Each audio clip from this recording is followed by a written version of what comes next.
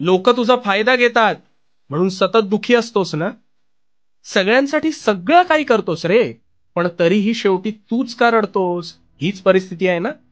आता हे का होतंय हे सांगतो शांतपणे. तुझं कसं आहे ना, तू एखादं काम करत असताना तुला त्या कामात विश्वास असतो, पण आत्मसंदेह आणि सहानुभूती म्हणून तू इतरांची मतं विचारात घेतोस आणि मग ते विविध सल्ले ऐकत शेवटी स्वतःचाच आत्मविश्वास गमावतोस. तुला नेहमी हे वाटतं की प्रत्येक जण आपल्या निर्णयामुळे खुश राहावं, प्रत्येकालाच आपली मतं पटावी, आणि इथेच तू चुकतोस. मला सांग, हाताची पाचही बोटं सारखी असतात का रे? नाही ना.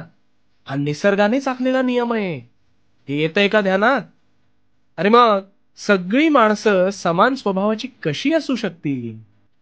तुझ्या निर्णयावर काही जण सहमत असतील तर काही नसतील, हा ज्याचा त्याचा प्रश्न आहे. मुळात 1760 लोकांना तुझी गोष्ट सांगणं सोड, त्यांनी तुझा जास्त गोंधळ उडतो.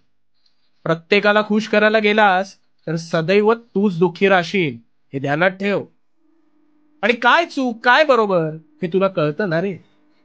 धनुष्य हातात घेतल्यावर बाण कुठे मारायचा हा इतरांचा प्रश्न नाही, तर तो सर्वस्वी फक्त तुझा प्रश्न आहे. कारण जितकी निर्णयात डोकी जास्त, तितकी दिशाभूल जास्त, हे लक्षात असू दे. त्यामुळे यापुढे भटकू नकोस. स्वतःशी बोल, स्वतःवर विश्वास ठेव. तुला योग्य उत्तर निश्चितच सापडतील.